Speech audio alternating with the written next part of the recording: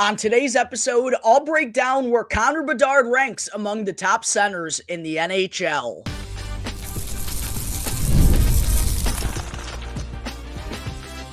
You're Locked On Blackhawks, your daily podcast on the Chicago Blackhawks, part of the Locked On Podcast Network, your team every day.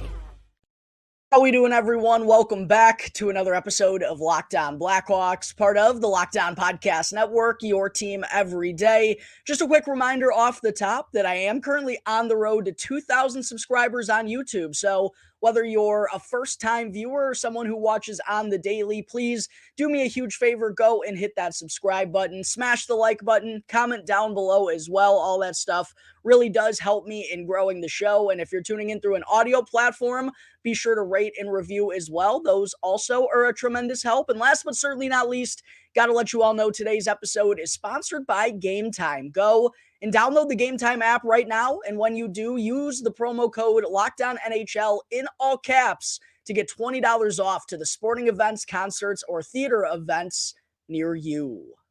All right, happy Friday, everyone. Again, thank you all for joining me on another episode of Locked On Blackhawks, your one-stop shop for all things Chicago Blackhawks. We got yet another fun little topic of conversation to start things off on the show here today, as the NHL Network earlier on in the week released their top 20 centers list. So I'm going to be reacting to that here during segment one. And then I'm also going to be running through my own top 20 centers list. And then I'll be breaking down our boy Connor Bedard making his way into the top 20 despite having only one NHL campaign under his belt. And also, the NHL Network, I believe, is going to be releasing a top 20 defenseman list and a top 10 goaltender list, I believe. I'll be reacting to those on the show here as well, so make sure to stay tuned for that, and hopefully there will be, I don't know if it's going to be the case necessarily, but hopefully one or maybe two more Blackhawks will find a way to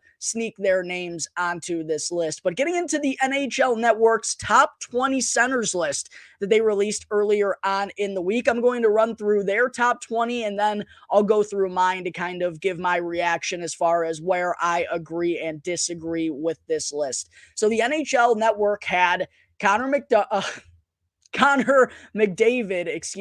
at number 1, Nathan MacKinnon coming in at number 2, Austin Matthews at 3, Leon Draisaitl at 4, Alexander Barkov at 5, Sidney Crosby at 6, Braden Point at 7, Jack Eichel at 8, Jack Hughes at 9, Elias Pettersson at 10, JT Miller 11th, Sebastian Aho 12th, our boy Connor Bedard at number 13, Rupe Hintz at 14, Dylan Larkin 15, Nick Suzuki 16, Tim Stützle 17th, Robert Thomas 18th, Mika Zibanejad 19th, and Nico Hischier at number 20. All right, starting off with my top 5, how I compare to the NHL Network's list. 1 and 2, I have the exact same way. Connor McDavid at number 1, Nathan MacKinnon at number 2. And what's kind of funny is between some of my good hockey buddies who I've been watching Blackhawks hockey with since like the 2010-2011 season, one of my buddies in that group is a huge Nathan MacKinnon guy. And I mean, I love watching Nathan MacKinnon play. He's absolutely electric.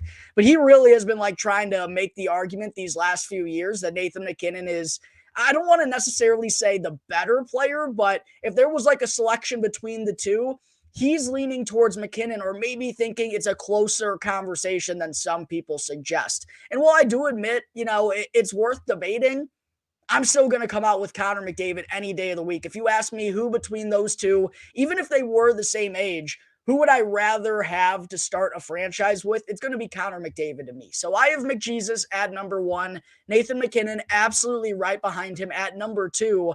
I think that's pretty clear-cut in my opinion. Numbers 3 through 5, I think there's a gap there, and then I think after 5 there's a gap. But 3 through 5, I think is really fascinating, and I think this is probably the part of the list that's going to be the most debated.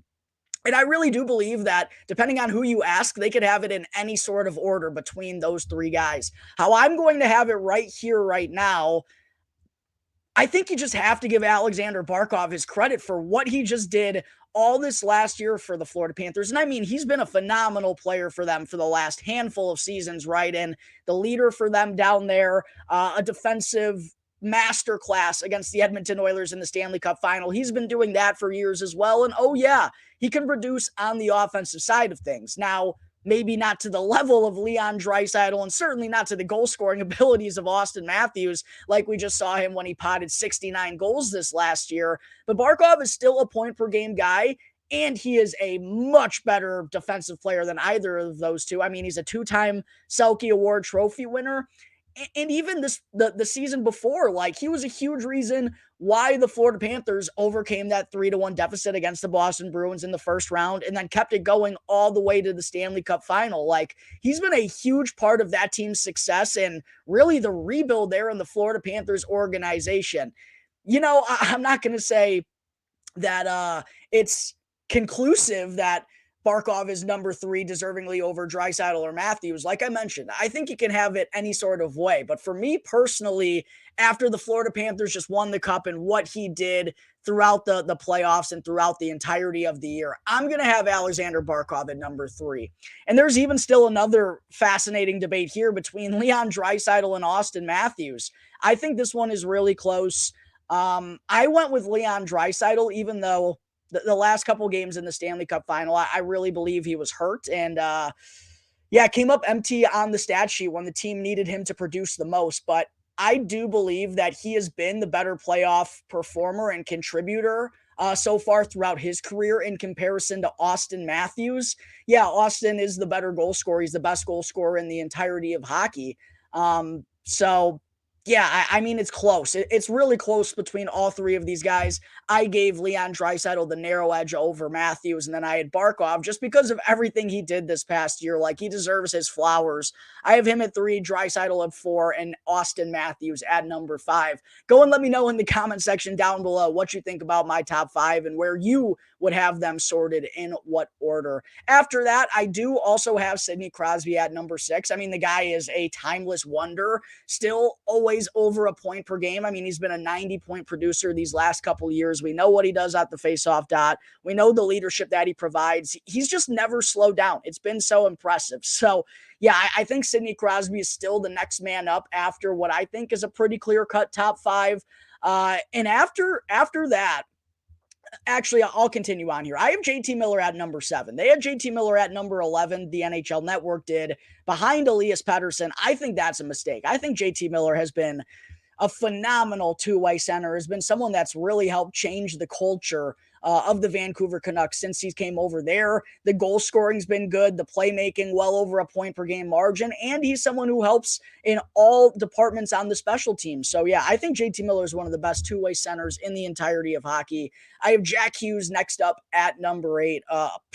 The way he plays the game, yeah, he's probably going to be jumping up on this list these next couple of years, but I have him at number 8. And then I do have Elias Pettersson at number 9. It was a rocky road for him in those. I believe he's played 6 years in the NHL now. Those 3rd and 4th years weren't great for him, but he's really, really bounced back nicely for Vancouver these last couple of seasons, and looks like he's really found his stride there. But that gives Vancouver such depth down the middle, having JT Miller and Elias Pettersson. After Elias at number 9, though, I think this is where things really get wide open. Like I said, I think there's kind of a consensus top 5. I think Sidney Crosby is the pretty clear next man up. JT Miller, I think, is in a good spot at number 7. Hughes and Pettersson, to me, are the 2 youngsters that deserve to be in that next tier. And then after that, it's pretty wide open. How I had it, I had Braden Point coming in at number 10, still a fantastic contributor on the top line for the Tampa Bay Lightning. I do believe he gets a little help from, the guys that he's played with these last couple of years, but he's turned into a phenomenal player and a huge reason why they won back-to-back Stanley Cups. He really picked up a lot of slack while some of their key pieces were injured. So I have Braden Point at number 10. I did have him ahead of Jack Eichel.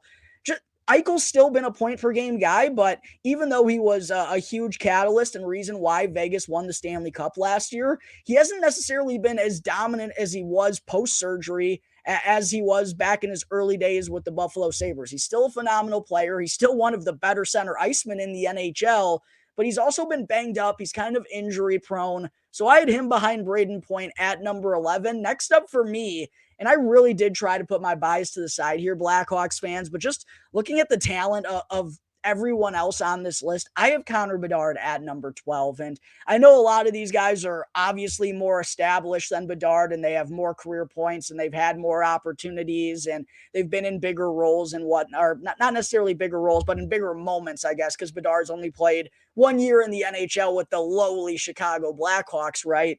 But talent-wise, man, I just don't think there's anyone else on this list. Yeah, they're all good players, but I think this is where Connor Bedard slots for me in terms of talent, right behind Jack Eichel, coming in at number 12. Let me know what you think about that. Maybe that's insane. Some people probably think it's too high, but I also saw some people reacting to this list that the NHL Network dropped and said that Connor Bedard was rated too low because they know that he's going to be moving up and up on this list in the years to come. So let me know what you think about, first off, Connor Bedard being ranked at number 13 by the NHL Network and where you would have him ranked on this list. What do you think about him coming in at number 12 for me?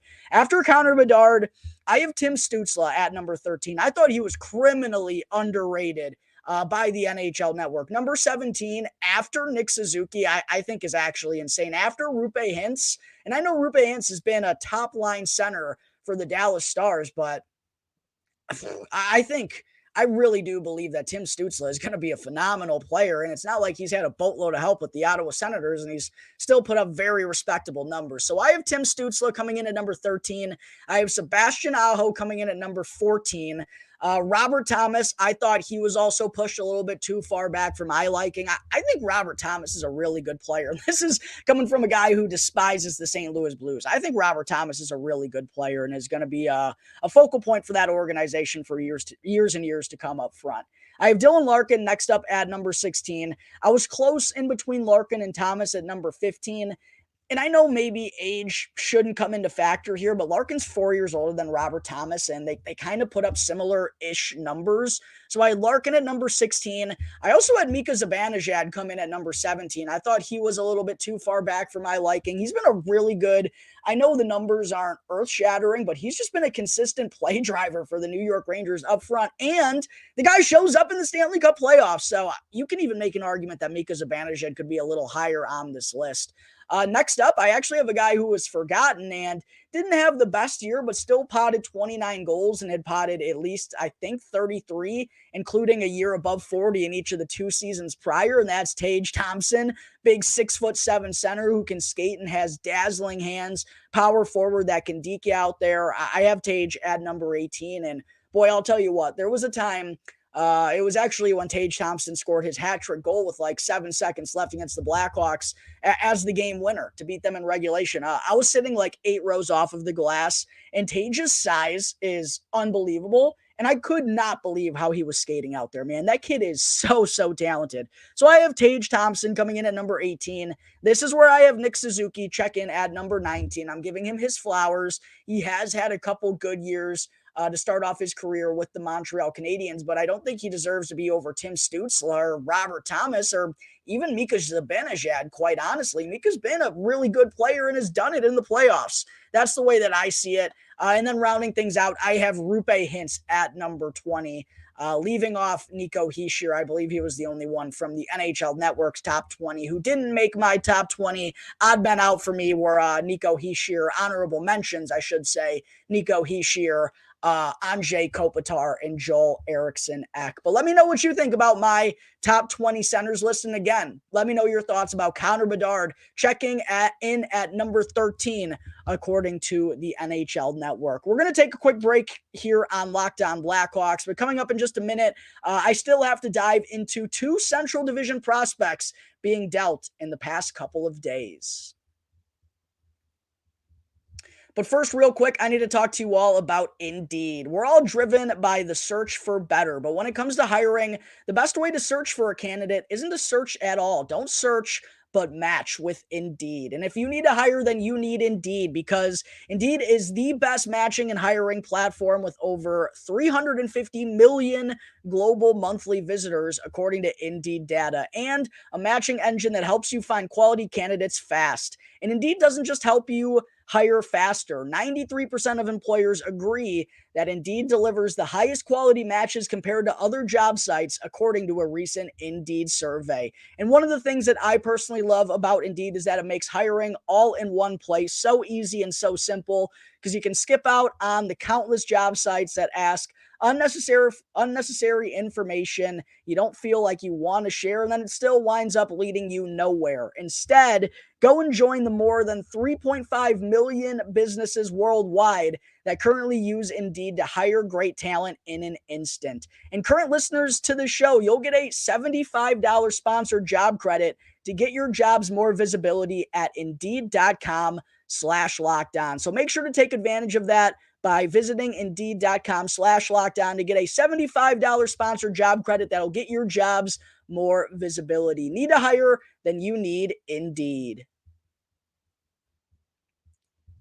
Back here on the Locked On Blackhawks podcast, part of the Locked On Podcast Network, your team every day. As always, just a reminder to hit that like button, comment down below, and to subscribe to the channel. Thank you very much. And also to be on the lookout for a couple of crossovers that I'm going to be dropping before the end of the month here with Locked On Predators, talking with Ann about the latest moves and a hectic offseason, maybe the best in Nashville Predators history and the expectations for them going into the season. I'm also going to be talking with JD Young from the San Jose Sharks about a trade that just went down with them that I'm actually going to be getting into here in just a second, and discussing which of our two teams are going to be making the playoffs first. And also make sure to go and check out the new Locked On Sports Today, because Locked On has launched the first ever national sports 24/7 streaming channel on YouTube.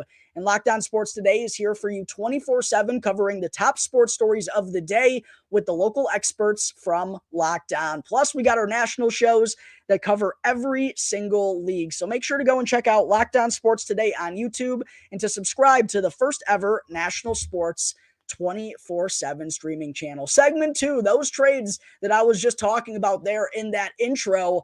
A couple of Central Division prospects, a couple of notable Central Division prospects have been on the move over the last couple of days. Two guys who I actually both dedicated episodes to earlier on in the summer, and discussed whether we could see the Blackhawks in the running to land either of them. And of course, the prospects that I'm talking about are Rutger McGroarty, the 14th overall pick for the Winnipeg Jets back in the 2022 NHL draft, and Yaroslav Askarov, the 11th overall pick for the Nashville Predators, first goaltender off the board in the 2020 NHL draft. Both have been on the move in the last couple of days and have now found new organizations for a little bit of fresh starts. We'll start with the first deal that went down this week, which was Rutger McGroarty. There has been a lot of drama going on around his name, basically since the end of his sophomore year with the University of Michigan. He officially has been dealt to the Pittsburgh Penguins in a 1-for-1 swap for Braden Yeager, who was actually also the 14th overall pick 1 year later in the 2023 NHL draft. So it's funny how that kind of worked out. Two number 14s getting swapped for one another. But for those who aren't as familiar with Rutger McGroarty, a quick recap of his couple of years of college hockey. Really successful freshman campaign, 39 points, 18 goals, and 21 assists in 39 games as a freshman for the Wolverines, and then had a big-time uptick. I mean, a strong start to his collegiate career, but really dominated college hockey. One of the best players in the NCAA to help lead Michigan to a Frozen Four berth. He had 52 points, 16 goals, and 36 assists in 36 games this year. He also was the captain for the United States to help them win gold at the World Juniors. So a big-time year for Rutger McGroarty. However, after the conclusion of his sophomore season, he didn't sign his entry-level contract with the Jets, and then ended up requesting the trade. That news became public. Seemed like for whatever reason, the two sides just weren't seeing eye to eye. He said he was going to go back to Michigan for his junior year, despite, I mean, just look at the numbers. He clearly had nothing really left to prove at the NCAA level, but maybe was offended after his freshman year that the Jets didn't give him an ELC. I don't know. Whatever happened, happened. Rutger McGroarty, no longer a member of the Winnipeg Jets. He has been dealt to Pittsburgh. And Braden Yeager, who was the 14th overall pick 1 year later, is a 6 foot, 170-pound center who played in the WHL once again this past year for the Moose Jaw Warriors. Some really solid production there, 95 points, 35 goals, and 60 assists in 57 WHL games. As far as who won this one-for-one swap, I think, man, it's really close. I quite honestly do like Rutger McGroarty better as a prospect between the two. I think he's probably going to be the better NHL player if I had to guess between the two. Although, what I will say is they both do have slight deficiencies in their game. Rutger McGroarty isn't the greatest skater. Braden Yeager doesn't really ever seem like he's going to be a dominant play driver and doesn't have much size. They both quite honestly feel like middle six forwards of some sorts that have a little bit of deficiencies, but both do still certainly have upside in their game.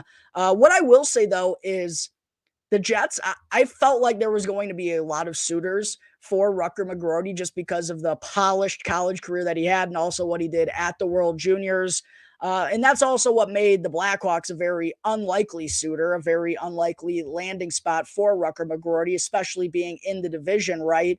I'm sure they wouldn't want to, if they could, trade him to a team in the division to let him go and cook them for years and years to come. They would probably like to avoid that situation if they could, and I imagine having so many suitors made that possible. So, as I talked about when I broke down the Rutger McGroarty episode earlier on in the summer, I thought it was unlikely that the Blackhawks were going to sign him.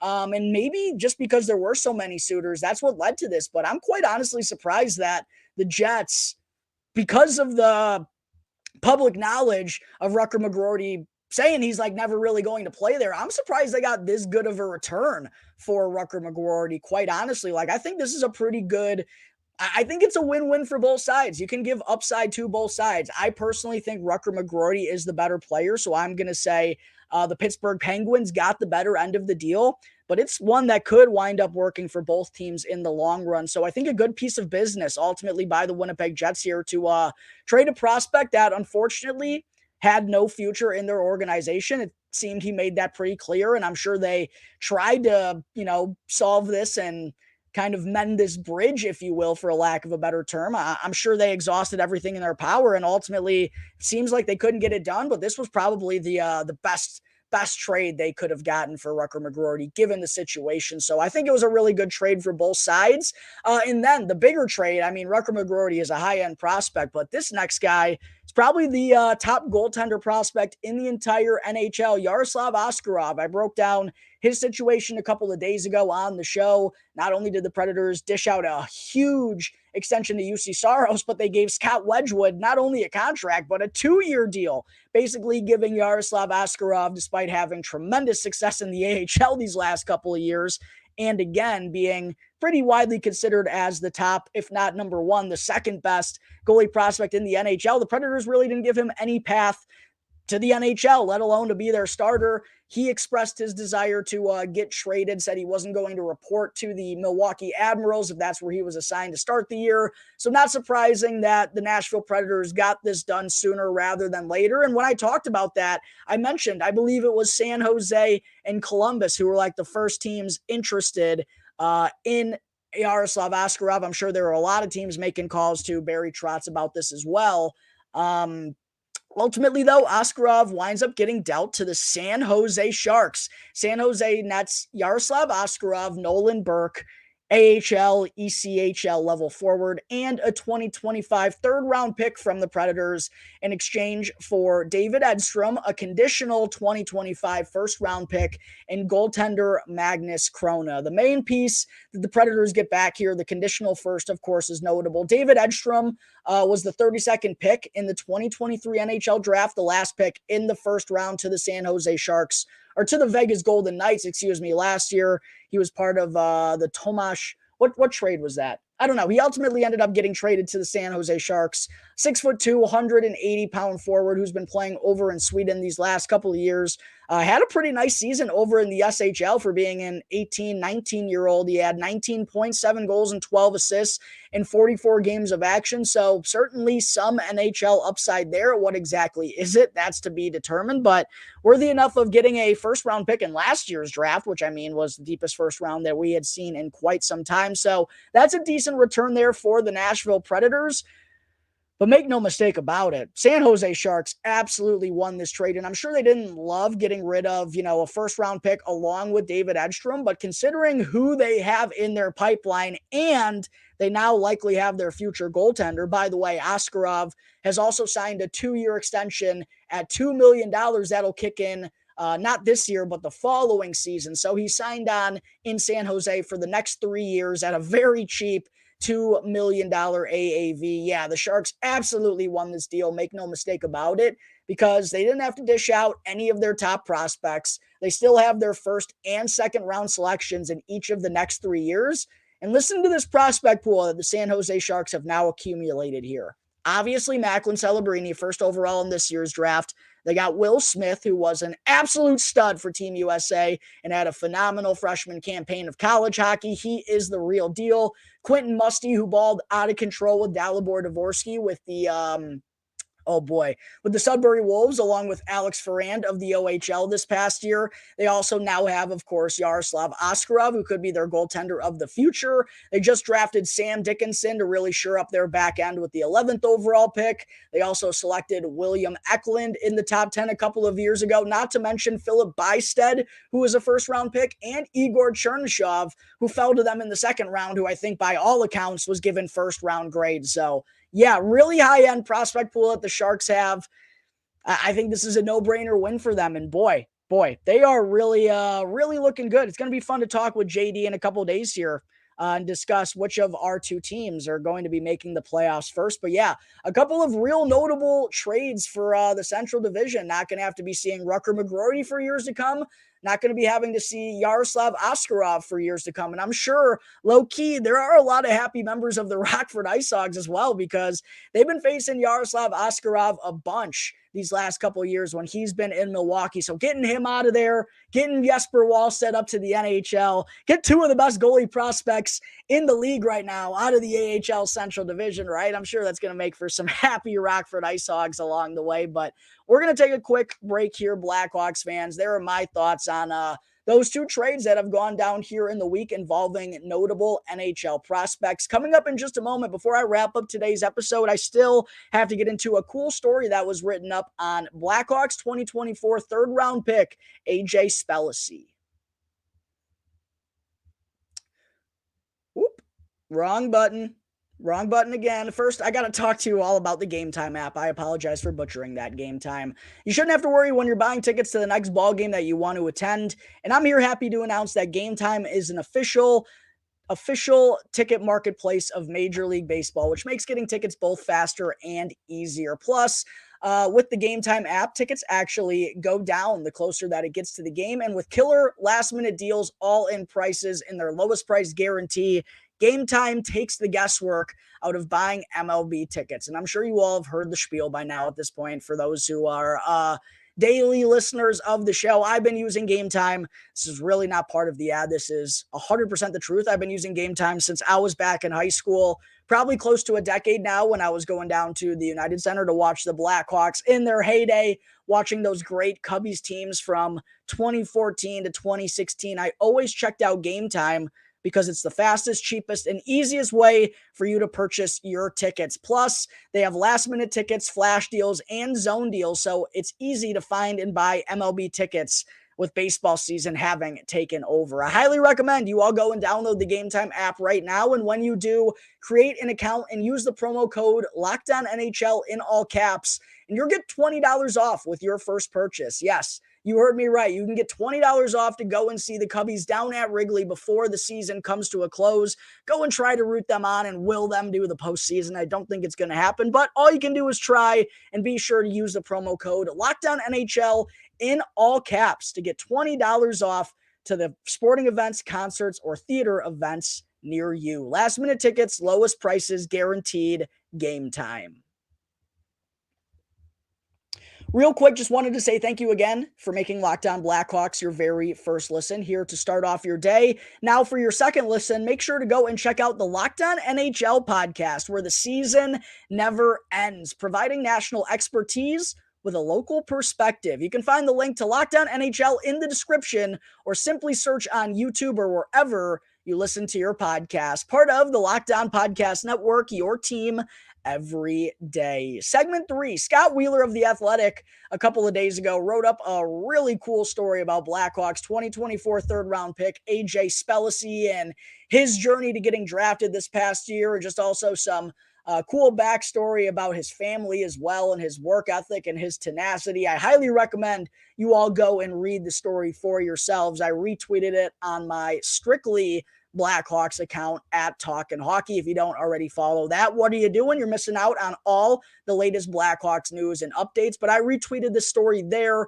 If you're not already a member at The Athletic as well, what are you doing? They got the best stories in the game. I think it's like $5 a month to sign up, but really well done by Scott Wheeler. Super long and thoughtful and descriptive article about what's been going on with AJ Spellacy these last couple of years. Definitely worth reading yourself. But a lot of takeaways that I had from this article. And, you know, when the NHL draft goes on, the first round picks are really the guys who get the lion's share of the attention. And quite honestly, just because there's not a lot of film, there's not a lot of tape, there's not a lot of research on a pretty decent amount of guys that are projected to go in the later rounds, you have limited information on some of the guys, especially when you've never seen them coming, just off of a draft a couple of months ago. We don't have a real lot to talk about here. So I thought it was a good opportunity to let you all know out there a little bit more about Blackhawks' third round pick in this past year's draft, AJ Spellacy, who comes from one of the most athletic families I've ever heard of. Listen to this. His dad, John, played football at Marshall. Then AJ also has two aunts who played college basketball, one at Marquette, one at the University, or St. Louis University, excuse me. His uncle played football at Canisius. His mom ran track. His brother played center in football at Eastern Carolina University. His sister Logan danced at Ohio State. And then his two other sisters, one played tennis, one played travel volleyball growing up. And then his cousin played football at St. Cloud State. So just like a ridiculously athletic family. AJ is the youngest of 5 in his family. And yeah, he got the athletic genes as well. And for those who don't know about the Spellacys, they grew up in Ohio. And for those who don't know about Ohio, it's basically like mini Texas. I mean, they bleed football. It is a huge, huge football state. They always pump out a ton of talent year after year after year. The Ohio State Buckeyes are always one of the best football programs in not only the Big Ten, but in all of the country. So no surprise that AJ, having this family legacy of football and growing up in Ohio, was a stud football player himself. And he actually had opportunities to play D1 football. He had offers from good schools, Iowa State, Illinois State, that I'm sure a lot of my viewers and listeners are quite familiar with. Toledo in the MAC, Central Michigan also in the MAC. He had visited Ohio State and was actually on his visit with Ohio State when he got drafted in the OHL by the Windsor Spitfires. And then he actually had been on the phone, I believe, with Nick Saban for an interview as well. I don't know if Alabama was seriously looking into him, considering some of the other offers that he got, but it's pretty clear that not only was he super athletic, but a really, really solid football player. And then on top of that, obviously he played hockey growing up, but he also played baseball and basketball. So this kid was round the clock, nonstop. I'm sure there are a lot of guys out there who can kind of relate to the same thing. That's certainly how I grew up. I mean, I played a ton of sports, and even when I wasn't playing in organized leagues, when I was hanging out with my buddies, we were playing those sports as well. So feels like AJ kind of had that same type of childhood where he was just always busy, constantly playing sports 24/7. But football was the one that was his baby. That was the one that he grew up, that's what he wanted to do. And I understand, because of, the lineage in his family. Basically, all the men had played some sort of college football, and it seemed like AJ was well on that path as well. However, after kind of just playing hockey for fun, believe it or not, up until the age of 16 or 17, this past summer, the summer of 2023, was the first summer where AJ trained specifically for hockey. And again, because he was so busy, he really didn't have any time dedicated to training for the sport. Like I mentioned, it was just something that he was good of and kind of did for fun until he had that realization that, hey, I'm actually pretty good at this thing. I have this God-gifted ability. And I really think if I put all my marbles into this, I can wind up playing in the NHL. So this past summer really like went on a strict focus of hockey always 24/7. And once he committed, he went full on board. Him and his brother Ryan, I believe, woke up at 6 a.m, 4 to 5 days a week to begin skating and training. And they would also do video with each other and do video sessions and watch after that. And then he saw a pretty notable jump in his performance from year 1 to year 2 in the OHL with Windsor. In reading the article, I thought there were some funny comments in there. The head coach of Windsor called AJ Spellacy their physical specimen this past year, while Liam Greentree mentioned that he's already one of the faster skaters in the entire OHL, which was kind of the main talking point when the Blackhawks drafted him, and it certainly fits the bill with what Kyle Davidson likes to draft: speed. We also saw that with John Mustard in the 3rd round as well, right? So yeah, AJ Spellacy certainly fits the bill, and I love that for being someone who's considered to be one of the best skaters in the OHL. As a kid that's going back to that league next year, he's also got this unbelievable size along with it, and hence their head coach calling him their physical specimen. He's 6'3", 201 pounds. I wouldn't be surprised at this point in the summer, knowing this kid's work ethic, which I'm about to get to here in just a second.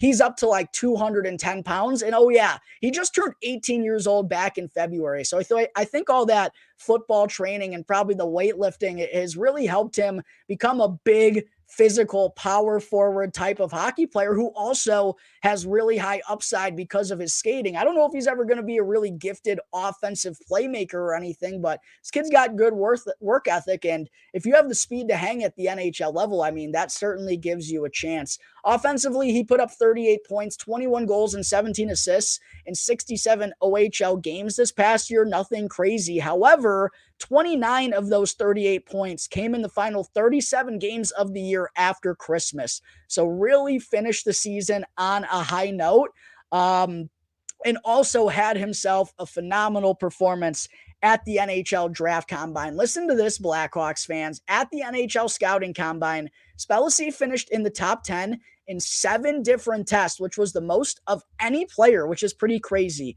He was first in the peak output in the Wingate, which is like a resistant test on the bike.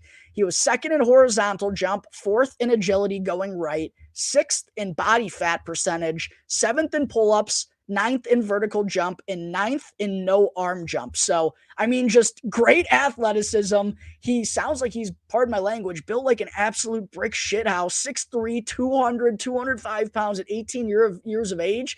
And oh yeah, he can fly out there, and he's just kind of getting his journey of dedicating his time fully to hockey, like as of right now. So you gotta love that. I really enjoyed reading this story.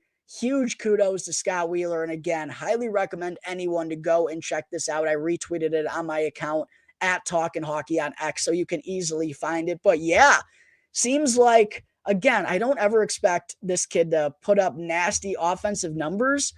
I feel like this could be a little diamond in the rough type of selection made by the Blackhawks here in the 3rd round. And I love the value that they got in John Mustard in the 3rd round as well. They also selected Nick Lardis, 67th overall in the 3rd round 2 years ago.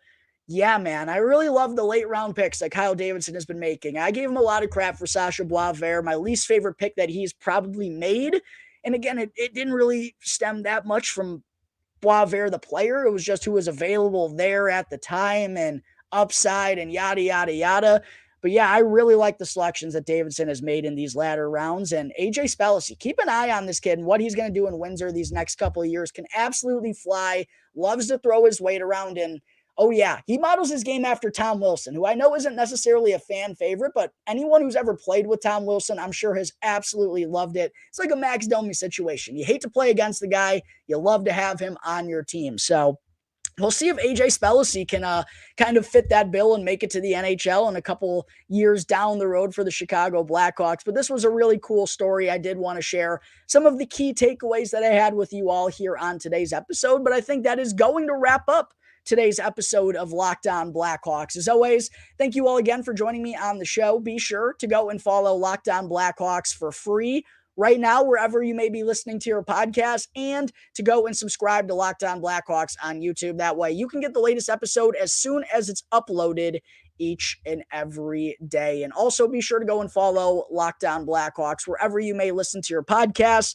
If you want to follow my social account, you can find me at Jack Bushman 2. For my Strictly Blackhawks account, you can find that at Talkin' Hockey. Until the next episode, everyone, enjoy your weekends. Oh yeah, don't forget, Mailbag Monday, right around the corner. Drop your questions down below in the comment section. You can DM me on any one of my socials or email lockedonblackhawks@gmail.com. Until then, everyone have a safe weekend. Enjoy, and I'll see you next time on the Locked On Blackhawks podcast, part of the Locked On Podcast Network, your team every day.